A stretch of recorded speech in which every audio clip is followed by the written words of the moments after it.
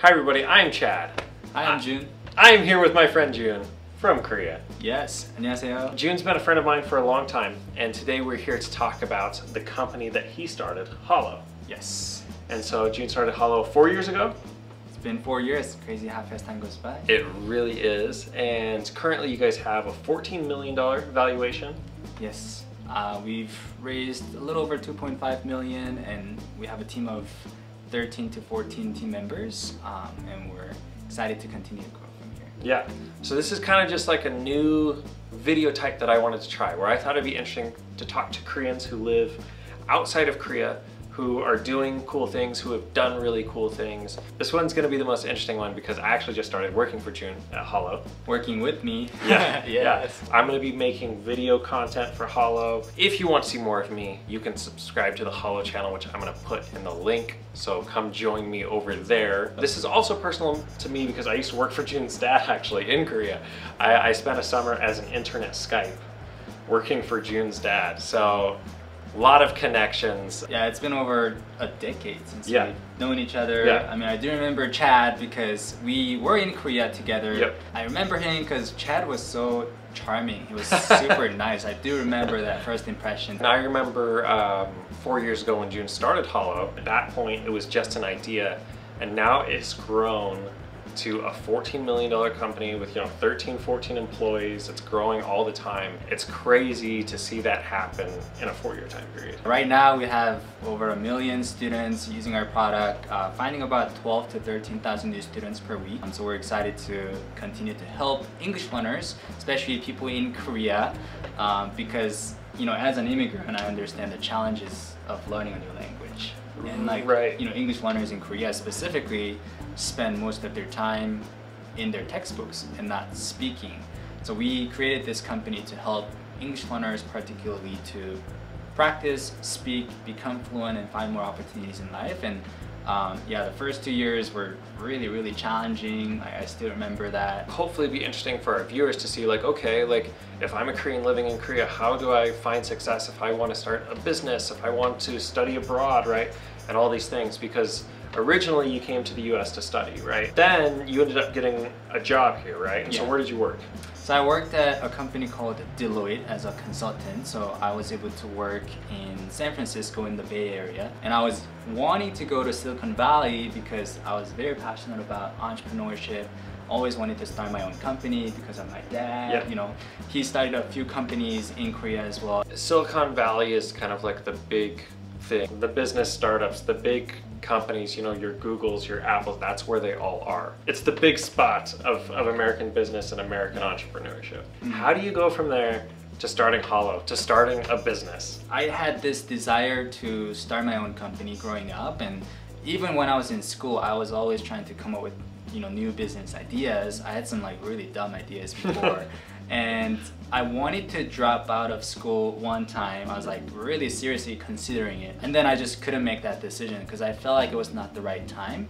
But I was lucky enough to be able to go to Silicon Valley, where I was able to learn a lot about startups and other big companies.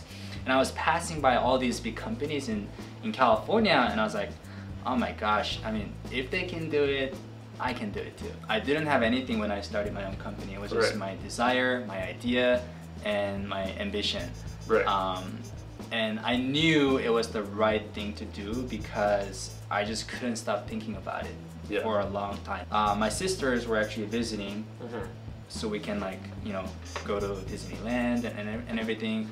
The whole time to LA, we were talking about Hollow. Yeah. And that's when I knew oh my gosh, I'm very passionate about this, and this is such a great opportunity. Yeah. Obviously you're excited about it, you're passionate about it, but how scary is it, I guess? Because you're leaving behind, your salary, your benefits, you're working for a very well-known company in Silicon Valley. That's something hard to leave behind. How scary was it? It was scary, but my excitement was a lot bigger than the other ones that I was feeling. So to me particularly, it wasn't actually that scary, interestingly. And that's interesting because when I started my YouTube channel, it was a similar thing. I was thinking about starting my YouTube channel for almost a year.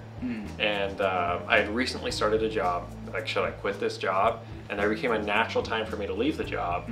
And when I did, I wasn't scared either. I was like, this is gonna work out, right? And so that is interesting how that's similar. To start a business, you need money. That's just the fact of the matter, right? How did you raise money for this idea? How did you fund it? I started with my family and friends' money. So I think I had about $20,000 from my bank account. And my dad invested about $30,000. Also, luckily, one of my professors from the school that I went to invested as well. So I moved back to Utah where I went to school, and I was literally talking to every single professor that I had classes from. And I was talking to my dad's friends here in Utah as well. I made some mistakes for sure. I think I could have lost some of my friends because I said some dumb things. But you know, people learn by mistake, and I think, you know, it was necessary for me to be able to get to where I am. I was able to raise funding from myself, my parents, also some of my friends. And I think I started with about $100,000. Okay, which is a significant amount, right? How do you go from like, okay, we have money to now we have an audience? Honestly, it took a long time for me. In the beginning, I was just learning. I was just excited to learn about entrepreneurship. So I was just attending all these events, getting connected with other entrepreneurs in the local areas, just learning about what I can do to be successful. The first thing that I did was actually coming up with the name of the company. So that was really exciting for me. Also, I had to take care of my visa, right? Because I'm from Korea. I quit my job from California, and now I'm starting my own company. And for you to be able to start your own company, you have to take care of your visa. And that's when I got deported, because I was talking to my lawyer, I was talking to my school, and they said, hey, you're okay for this period of time, so let's use this time to figure out your visa, for example. I was working with my lawyer to apply for a visa called E2. E2 is for, you know, entrepreneurs or people that start a company here in the United States. I was able to get my application done. I submitted my petition, and the government came back and told me that, June, you are living in the United States illegally right now. You have to move out of the country and go back to Korea. So that's when I had to pack things up, go back to Korea. I had to talk to my investor. It was really sad. At the same time, it was really cool to see the people that were involved in Holo believe in me, and still, even though I was moving back to Korea, they still like let me keep the money and keep running the business.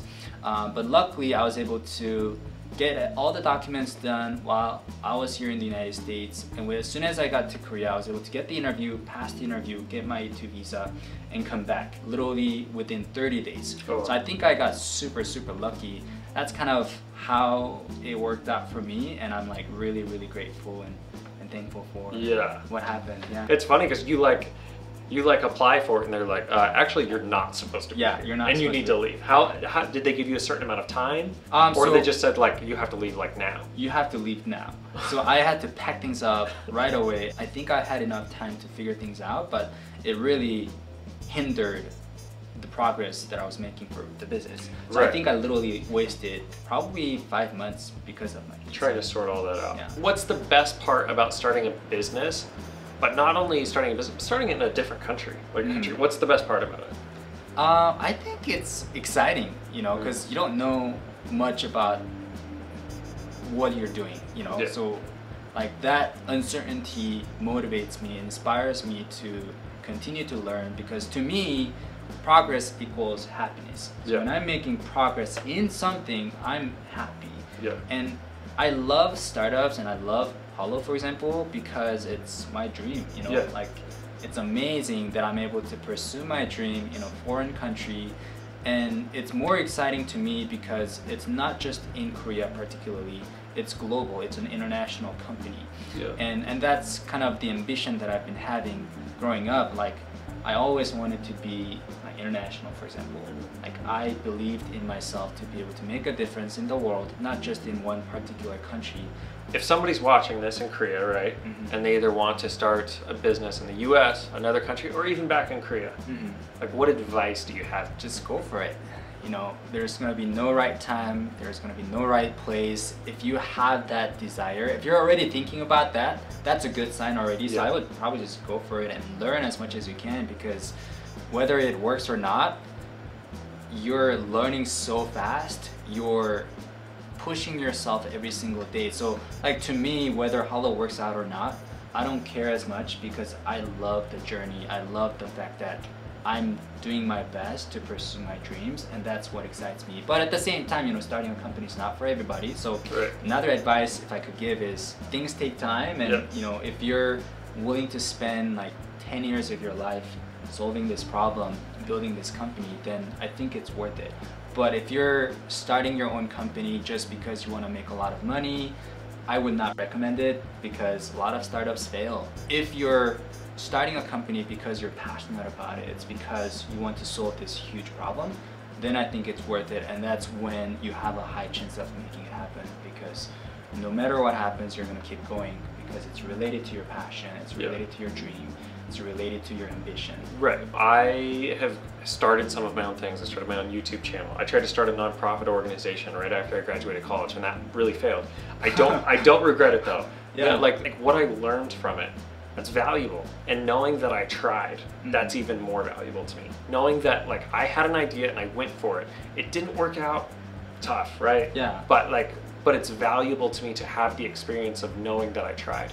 And then for me too, now is like I've been trying to figure out what's next for me in my life, right? It became kind of a natural thing for me to work for Holo, because I'm doing the same thing I already do, creating video content, but then also because I wanted experience working for a small company. Because I want to know, hey, is this something that I think I can do on my own, right? You know, 5 years down the road, maybe I want to start my own business, because I've thought about that a lot of times. And so I think, you know, for those watching, if you maybe want to start a business, if you're interested in it, try to work for a small company. You know, you're probably going to get a little bit less money, but there's going to be unique opportunities. And I think that can help you find out too, if you want to do it. I think that's a good piece of advice. I mean, if I could go back, I might consider working for a startup, because I've made so many mistakes along the way. And I think partially it's just because I didn't have that experience at a startup. I could have avoided those mistakes that I've made. So let's say there's somebody who just wants to work for an American company. They want to go work in Silicon Valley. They want to work somewhere in the US. What advice would you have there? In my opinion, people in Korea tend to be shy, but here in America, you need to be aggressive. You need to be confident. I think when you, for example, have an interview, you should like tell them aggressively, hey, I'm the right person. I can help you get to the next level. And like networking, interacting with people, I think those are really critical skills to develop, and communication in America is really important. So I mean, if you're gonna be here in the United States, of course, being able to come, having that mindset to be able to get adjusted to the culture and everything. When I first started going to school, for example, here in the United States, a lot of my Korean friends called me crazy. They didn't like the fact that I was speaking English the whole time. My point of view is like, I'm in the United States, I want to immerse myself in the culture. My goal is this, and I know if I'm not good at English, I'm not gonna be able to achieve it. Hey, why are you speaking English? Like, you're crazy, Jun. You don't even have Kakao Talk, for example, you know? But I just had this desire to be big and achieve my dreams, and like I just knew how important knowing English would be for me to be able to get to where I am. Be confident in yourself. Koreans work very hard. And so if you have a job interview, like be like, I work very hard, right? And I think those things are important. So that is our first video in this kind of new series, just meeting people in the US or hopefully other countries as well, just Koreans who have had success doing really cool things. Clearly Jun has done some really cool things, is going to be doing some really cool things in the future. If you guys want to follow along with that and see more of what we're doing and what I'm a part of now, I'll link our YouTube channel.